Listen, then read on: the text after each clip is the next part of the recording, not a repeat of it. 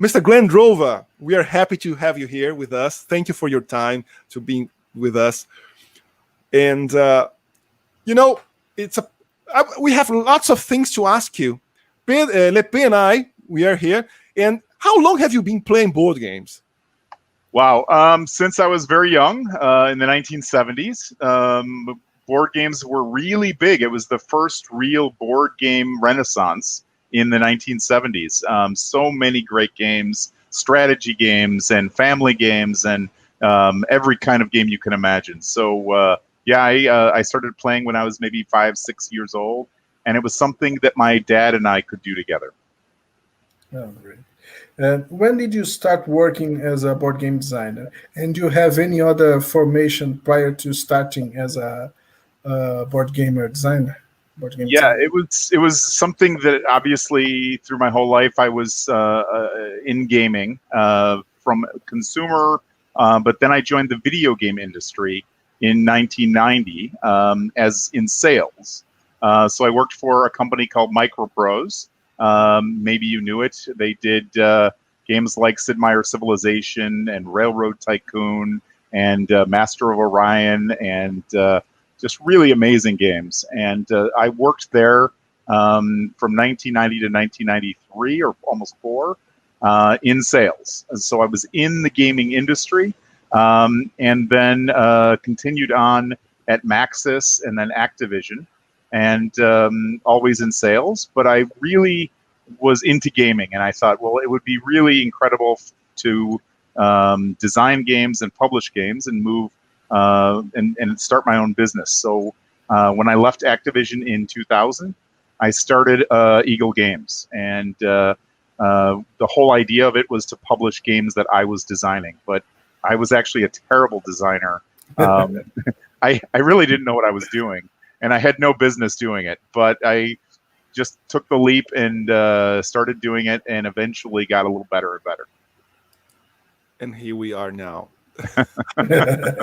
20 years later. Do you remember the first game you created, you designed? Yeah, I mean, as a kid, I would always, fool around and make little games. But the first real game that I designed was in college. I was taking a class, ironically, on Latin American history. And we had just studied the Mexican Revolution. And there was so much interesting material that I went back to my apartment and I designed a game about it. And it was called Viva Mexico, and that was the very first game that I ever created that was actually playable. And it had wooden pieces for all the units that you could move around in the generals, and there was U.S. involvement in Veracruz, and there was different factions. You had the Villistas and the Pancho Villas group in the north, and the map of Mexico was divided into regions. So it was a little strategy game, kind of a little war game, but it was also politics and other things. But my roommates who played it, they loved it, and one of them still has the copy of that game in his basement today. Wow. What can you tell us about your creative process? You start from the theme, you start from a mechanic, you have a dream. How your process starts and how you... Yeah, it's a really good question. I know every designer does it a little differently. For me, I'm very theme driven. So I like historical themes very much, sometimes science fiction or other things. But yeah, it's, sometimes it will be a book that I'm reading, whether it's about pirates or it's about civilization or it's about the American Civil War or whatever it is. And you really, it gets your creative energy flowing and it gets you thinking about it. And for me, I almost imagine the game in its entirety in my head. I can see it being played, and sometimes that's a really bad thing, because when I create a prototype, it's really broken and terrible. It's nothing like what I imagined. But then the hard work begins. But my inspiration is almost always theme first. And in your early games, you created board games that came from famous IP, such as Age of Empires 3, 2007, Age of Mythology, 2003. How was to develop those games? It was intimidating because some of them, especially Sid Meier's Civilization, are classics. And I know Sid Meier from my time working with him at Microprose, and he was very nice in trusting me with that license to make a board game version. And so I really wanted it to be faithful to the PC game because it's a classic. And unfortunately, that was not a very good version because I tried too hard to have the board game be like the PC game. And really, board games are their own animal. They really are a different experience than a PC game or a video game. And if you try to be too close to the original material, you can get lost. And basically, I made a game that was so big and so complex that it wasn't fun to play as a board game experience. So that was a real lesson, and it was very stressful trying to get it right and then failing. It was really rough, but eventually I learned to trust the design of the game being focused on board game mechanics and a great experience, live and face to face. And then Age of Empires 3 came out, and that was a much better attempt at creating a board game that, it wasn't exactly like the PC game, but it used the ideas and the themes, and then went and created its own thing. And that was a way better way to do it. I simply adore this one. And my Age of Mythology, I love to play the cards, and no, I'm going to harvest, I'm going to explore. And I love the plastic pieces. It was one of my first games I purchased, and it has a special place in my heart and my shelf here. Thank you very much. Yeah, that one was. I think it was two different games married together. The battle part of the game is it takes you out of the Euro economic part of the game. And I think they're both interesting games, but when pushing them together, it was not quite a perfect fit. And again, it was kind of in my learning process of trying to stick to what the studio had asked me to do. And the studio, who had the Age of Mythology license, Ensemble Studios, asked me to create a game that was very much about battle. And yet, really the game design should have focused more on the economic and development side, and I think it would have been a better game. So sometimes you try to follow what what you're being asked to do, and it doesn't always work. So I think that was it was a fun game, but it's really almost this terrible marriage of two good games that don't quite work in the same way. Do you prefer doing your own work when you think of the theme, you develop the mechanic, or you enjoy the challenge of getting IP and translating it to a board game? Yeah, I think ultimately I've grown to want to do my own thing. And then if I'm doing it anyway and I can get a license to make it more appealing to a broad audience, then I do that. But if I can, I like to do my own design because, again, as I've been saying, if there's other people that are pushing you in a direction, or if you feel obligated to the IP, it can make you, it can take you down the wrong pathway when you're trying to design a good game. So at this point in my career, I think it's better to design the game first, and then if you happen to find an IP that works, that's great. And your early games, they always have a war game, historical side. Do you play war games, miniature war games, the paper square, the classical war games? You have experience with these games? What? I do. One of those early games from the 70s that I got as a gift from my parents on Christmas was Third Reich and Tactics 2 were the two games I got. And I can't remember how old I was, but I was maybe 9. years old, so I was a little young for those games, but I loved them because I love history and I love military history. It's still almost the only thing that I read is military history, and whether it's World War II or the Civil War or whatever it is, or Napoleonics. Yeah, I'm actually a giant Napoleonic nerd. I have miniature armies that I've designed my own tabletop battle rules, and so I've got various collections of Napoleonics I've either had and sold in different scales. So I've had 18 millimeter, 28 millimeter, and now I'm doing 10 millimeter because it looks like an army. It looks like a formations. So the answer is yes. I was an old Avalon Hill gamer, and I'm a tabletop war gamer still, and I play lots of war games on my computer. That's my thing. I mainly play 28 millimeters, but now I'm venturing to 15. I'm making a early Empire Roman Empire army.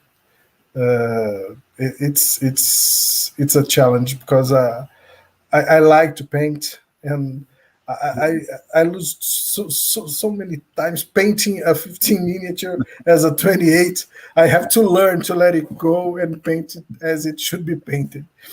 But it's a lifestyle. It takes so long to paint these armies that you almost never get to play with them. Yes, exactly. You like historical games, war games. This is like a historical game that starts where the colonies started in America, right? In Brazil, it was released by a company. In Brazil, a company brought some games, imported. Yeah, I kind of remember that. Yeah. This one I bought from the Kickstarter. Yeah, right. Yeah, so my old company, Eagle Games, I sold it in 2006, and then right as Age of Empires was being published, and then I went back to the video game industry for a while. And so other people actually ended up selling that game after I designed it, and I had nothing to do with the business side of it. So, I remember that we sold some to a Portuguese importer, and then I was out of the equation, and I don't know what happened after that. And Eagle Games, it was responsible for the release of many great games, right? Pastiche and bootleggers and lots of games. I bought some of them. The bootleggers I liked very much. It's a great one, yeah.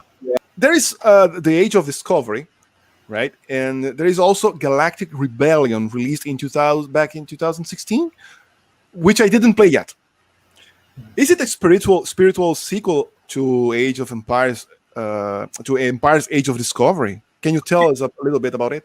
Yeah, absolutely. It's the same underlying mechanics, and then we really changed every action that you do in the game to be more like the space opera theme, where you've got every player is a different rebel faction, and you're fighting not just each other, but ultimately the Empire. And so what happens through the game is the players generally are so focused on gaining you're now, instead of territories in colonial times, it's planets, right, that you're vying for control of, and you've got different specialty workers that you can send on missions or vote in the Senate or all these kind of things. But if you're so focused on only contesting with the other players, at the end of the game, the Empire attacks everyone. And if you haven't weakened them through the game because you were so focused on doing what you were doing to fight the other factions that you're competing with, the Empire can wipe everyone out. So it's one of those games that's definitely competitive, but you have to in some ways work together to reduce the power of the Empire, or you'll all suffer. Right. Weakness now. And so there's more fighting in that game than there is in Age of Discovery. Age of Discovery, there is warfare, but it's very, it's only one of many aspects of the game, and not always the most important part of the game. Whereas in the Galactic Rebellion game, it's really kind of the focus. You're definitely doing other things, but you're definitely always trying to do some fighting and attack the Empire or the other players. Cool. In Racoon Tycoon, you blend market, commodity speculation, auction, building roads, and cute animal arts. It's a beautiful game. But where did the inspiration comes from to make such a... Well, it was funny. The story behind it is that my wife and I had gone to some friends for pizza and gaming, and they said, "Hey, have you ever?" These were friends that we had met and didn't know them well yet. They said, "Do you know this game called Settlers of Catan?" I laughed. I said, "Yes, I know it well." And my wife had never played it though, so we were like, "Okay, let's play the game." And we had pizza and played the game. And I thought, well, this will be great because now my wife will love games and she will become my gaming friend and we can play more games together. And we're driving home and I said, well, what did you think? How did you like the game? And she said, I hated it. And I said, wait, you can't hate it. That's new gamers usually love Catan. What did you hate? She said, well, you and the hostess you killed us. You just, you wiped us out. And every time it was my turn, if I didn't roll the dice well, I couldn't even do anything on my turn, and it was very frustrating. And I thought, yeah, that's true. I mean, Catan's a classic, but that's a very valid criticism that there's some luck that drives what you can do. And I thought, well, I'll design a game for her that's a commodities-driven game that doesn't have luck, that on your turn you can always do something good, and that has an effect on the outcome. And so I designed Racoon Tycoon to make an entry-level gateway game that used commodities that you could always do something on your turn. And that was the inspiration for it. And so cute animals, because I wanted it to be appealing to female gamers and people who were not necessarily hardcore. Great. It's a love statement. That was ode to my wife. Wizard Lizard is an upcoming game that's coming in Kickstarter. Also lovely art. Thank you. Yeah, Annie Stegg is the artist, and she's amazingly talented. It's a successor to Racoon Tycoon. It's the same idea, the same inspiration. Yeah, the mechanics are very similar. You can do one thing on your turn, similar to Racoon, and there's like 7 different actions. So it's a bit more complex than Racoon. Basically takes the same kind of action selection and set collection mechanics and upgrades it a little bit in complexity and detail and depth. So it's a little more strategic. There's more going on in the game. It's basically Racoon Tycoon's big brother. Oh, the next step. The next step. The next one, the animals will start fighting. Well, it's the same kind of a thing. It still takes place in this world of Astoria, but thousands of years before the Industrial Revolution. So now it's the age of magic, and the animals are these life-size, human-sized dragons that are also wizards. And it's so beautiful. It's like oil painting, right? Yeah. No, those are literal oil paintings that Annie does. So we have a 3-game deal with her after Racoon. So we still have 2 more games that will have her art. But she literally, after I tell her what the theme is and give her some direction, she goes and creates original oil paintings for every single card in the board and the box for the game. Wow. It takes months of work. Wow. I'm speechless. Look at the silence now. Oh my goodness. Yeah, it's an amazing process. It's expensive to invest in that, but oh my God, the results are just unbelievably beautiful. And board games, I think, are really an art form, right? They're entertainment, but they're also an art form. It's a way of enjoying beauty. And if you just slap some stuff on the cards, and it's these days commercially it won't work, but also it's a shame. It's a missed opportunity to create something beautiful. And I think the public now is more demanding, and I don't think that a game like Puerto Rico, when it was first released, that it was almost looks like the game was made in paintbrush in Windows Windows 3. I don't think it would float nowadays. No, it's very competitive now, and every game becomes more and more beautiful. And Kickstarter hosts so many games that if you aren't eye-catching, you won't get anything. You won't get any attention. And it's a shame because Puerto Rico was my game that really transformed me into a Euro game designer. It's really the thing that got me excited about those mechanics. Can I tell a secret? Yeah. Now it's not going to be any secret any longer. But it's special for me, right? To me, because I started board gaming in 2007, and I bought the Age of Mythology. But the first worker placement I played, it was designed by a friend of mine here. And then the next step, now I want a bigger one. I love this game, but the bigger one I played, it was not this one. It was your Age of Empires. And those two are on my shelf always. So it is must have for everyone. I show everyone. Thank you. Would you tell us about Railways of the World? Your work with that game.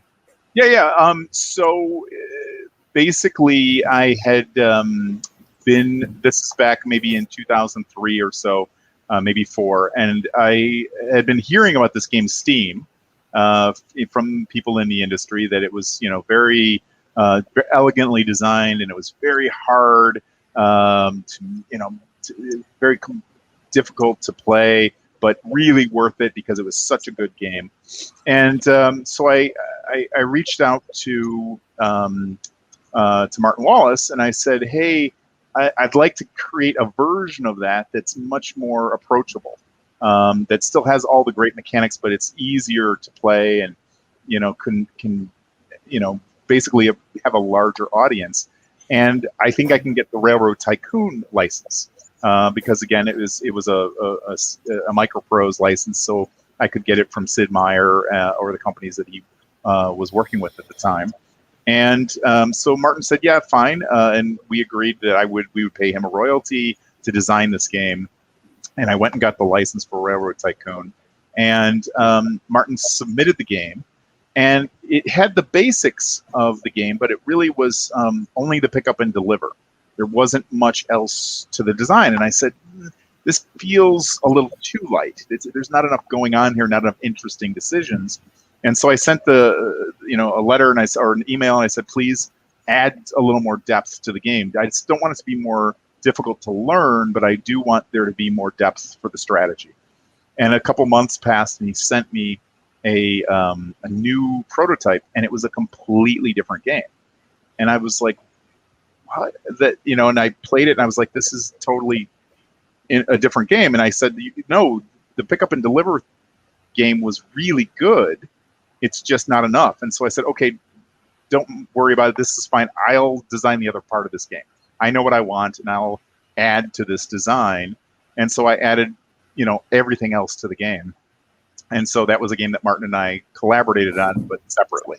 He did the basics and I did the finishing work on the game. And we published it as Railroad Tycoon in, I think, 2005. And it was very successful. And then when I sold the company, the new owners didn't want to pay for the license. And so they rebranded it as Railways of the World. And they said, hey, Glenn, would you do the Europe map? We're going to do a bunch of expansions with new maps. And so I designed Railways of Europe on an airplane. Flight out to Seattle. I was going to my job. I worked at PopCap, the guys that do Plants vs. Zombies and Bejeweled. I worked at that company at the time, and I was on an airplane for 4 hours. And I just, in my head, I just drew the map of Europe and put the cities and said, okay, and then kind of did all the rail lines and the colors of the cities and basically designed that scenario in, about 2 hours on an airplane. Wow. So, And go ahead, please, Lepê. Uh, you are a war gamer. You paint miniatures. Do you have a model train as well? When I was a kid, my dad had this amazing model railroad set that he got in the 1940s, and he gave it to us. There were three boys in my family, and he gave it to us one Christmas morning when I was maybe about 8 or 9 years old, and it was amazing. And I don't know whatever happened to it, but it was my model railroad set when I was a kid, but I haven't done it since then. Now, what railroads teams have that it spawns so many games? What grown men have that they? I don't know a person that doesn't like a railroad game, a train game. What do you think is the appeal? Yeah, it's a great question. I remember when Sid designed Railroad Tycoon, it was the perfect marriage of that model railroad appeal and a strategy game. So it just railroads, especially in the U.S., we had this kind of massive race between all these railroad companies to build all the tracks and capture the markets. So it was almost like a game. It was how history was a game at that point. So it lends itself perfectly to that kind of a race to build a railroad empire scenario. So it's a pre-made situation. But yeah, there's a sense of romance to railroads because of the steam engines and the travel, and it's got these kind of emotional kind of feeling about it, I think, but it's also, the building of those empires is a economic strategy game in and of itself. So it's just the perfect situation. Glenn, as a game designer, do you have any game designer that's your favorite one? Do you have any favorite game designer? Yeah, I mean, I did get to meet Vital Lacerda at Essen a few years ago, and he was so nice to me. I was there promoting Galactic Rebellion with Eagle Games, and so he was at a dinner that I was at, and he basically told me that Age of Empires 3 was one of his favorite games and got him interested in game design, and that was really an honor for a designer that good and that prestigious to say that he liked something that I had done was just really amazing. So he's my favorite designer person. But the games that I like to play, I think if I'm going to look at my top 5 games, I would say Rosenberg and Feld are maybe the kinds of games that I like the most. Those heavy strategy games with lots of options, but are tight and really tough decisions. Is there a game that you would like to have created? Yeah, I had this experience, I don't know, a year or two ago when I first played Terraforming Mars. I said, what a great idea for a game. What just perfect blend of theme and mechanics, and it's just a very clever and well executed game. Very nice. And now, special question. I don't know if I can ask you, what games are you currently working on? Yeah, we actually just announced our next game about a week and a half, 2 weeks ago. And it's going to be Kickstartered April 13th. And it's a game called Mosaic, A Story of Civilization. So it's my next attempt at this amazing theme. The civilization theme, for people especially who like history, is just maybe the best theme of all. And when I did Sid Meier's Civilization back in 2003, I messed it up. I didn't do a good job of designing that game. I just tried to do too much and, just wasn't yet as good a designer as I could become. And I failed. So I'm eager to tackle it again. And this time we got it right, honestly. We've been playtesting this game for about a year. and it gets better and better and better and better. And now we're at the end of the development, and it's a game you can play in 2 hours and yet have a full civilization experience with cities and technologies and conquest and expansion and everything. It's an amazing game, and it's beautiful as well. The art and the miniatures. We have the wonders and cities, and it's a gorgeous game. And Annie is going to be doing the cover for it, the same one who did the art for Racoon Tycoon and Lizard Wizard. It's going to be an amazing game. So we're really, really excited about it.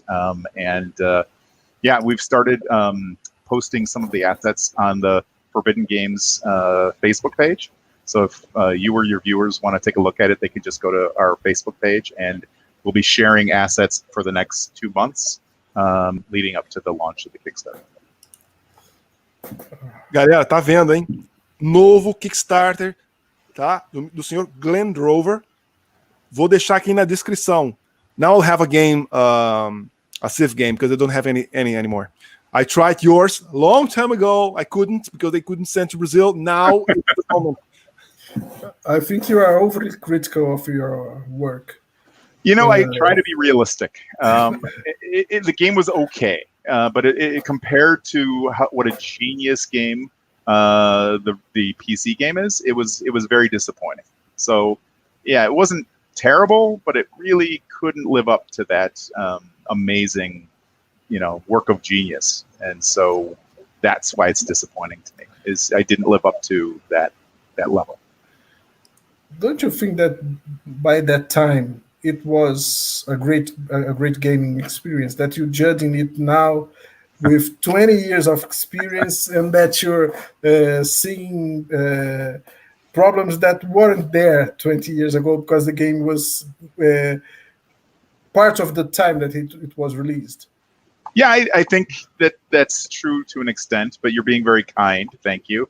The game was a bit too long, and it wasn't terrible really, but it was disappointing for me. But we sold a lot. It was a pretty game and had lots of pieces and miniatures, and we sold almost 100,000 copies. So it was a successful game.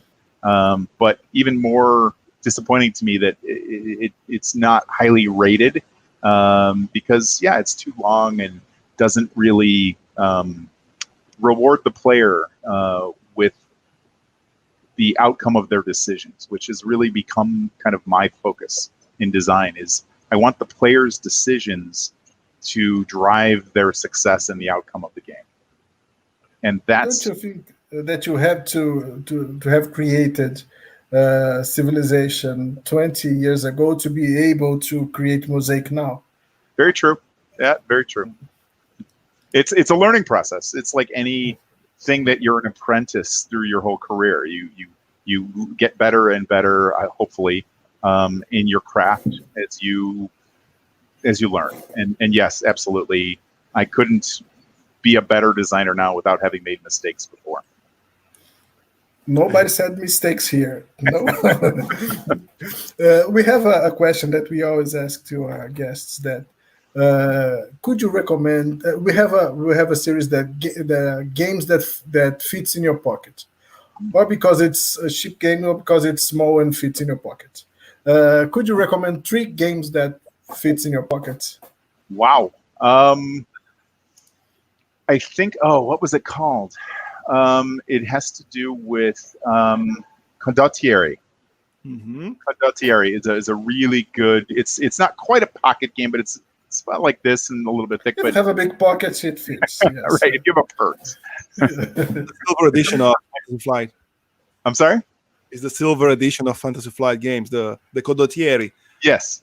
Beautiful, nice. Yeah, it's a really good game. I don't play a lot of small games, to be honest, so I may not have more than that. A deck of cards. Yes. Yeah, it's I don't play a lot of card games other than poker. So yeah, I'm sorry, I'm going to let you down on the recommendation. No, poker. Oh, poker. That sounds good. Always. Yes. Okay. Glenn Drover, we'd like to thank you very much. We needed you here because the importance of your as a gamer, as a designer, for all of us, right? We cannot. We are not here. We wouldn't be here if we wouldn't have learned with your games, had this experience. And thank you for being part of our lives as you are, even though person, but you are in our lives when we play. Oh, look, Glenn Rovers. Okay, Glenn Rovers. Let's see. Thank you very much for being here, for having accepted our chat. Muito obrigado. So now, I think you are overly critical of your work. I know that it's like a father that always wants more from his child, but even I think your games aged very well. I think everybody has to have at least one Land Rover in his collection, and we want to thank you for accepting our invitation. Yeah, it was my pleasure, and thank you very much. You guys have been very nice.